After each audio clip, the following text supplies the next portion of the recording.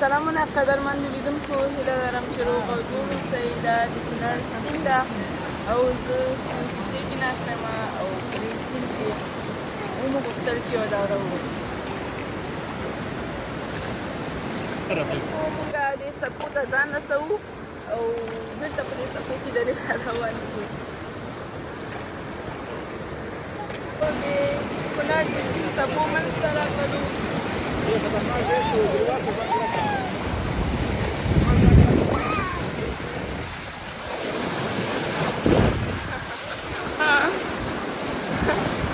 دا د څپو منځ ته